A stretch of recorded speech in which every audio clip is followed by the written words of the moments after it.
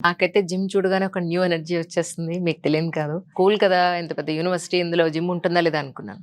దీన్ని కూడా వాళ్ళు చాలా చక్కగా మెయింటైన్ చేస్తున్నారు. ఇక్కడ లేని ఎక్విప్‌మెంట్ లేదు అబ్సల్యూట్‌లీ. అక్కడ కొన్ని రకాలైన ఎక్విప్‌మెంట్స్ ఉంటే, ఇక్కడ కొన్ని రకాలైన ఎక్విప్‌మెంట్స్ ఉన్నాయి.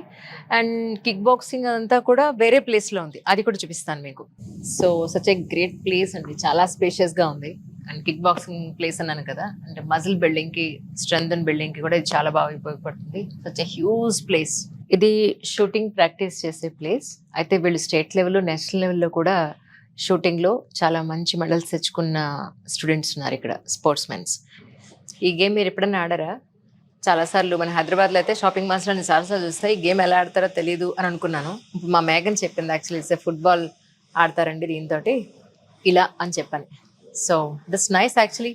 పిల్లలకి లేని గేమింగ్ లేదండి ఇక్కడ. That's what. ఇన్ని రకాలైన ఏమంటారు మానసిక, శారీరక దృఢత్వం కోసం వీళ్ళు పెట్టినవి అన్నీ ఇన్ని కావు. That's so nice. అలాగే చెస్ ఆడితే పిల్లలకి బ్రెయిన్ చాలా బాగా పనిచేస్తుంది అని అంటారు యాక్చువల్‌గా. చాలా ఎత్తుకు పై ఎత్తు బాగా వేయగలుగుతారు. రాజకీయ ఎత్తుగడలు బాగా నేర్చుకుంటారు అని చెప్పారు.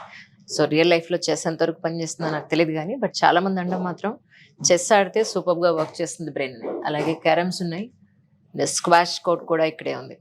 లేని స్పోర్ట్ ఏదో చెప్పండి నాకు. ఎక్సలెంట్‌గా ఉంది రియల్లీ.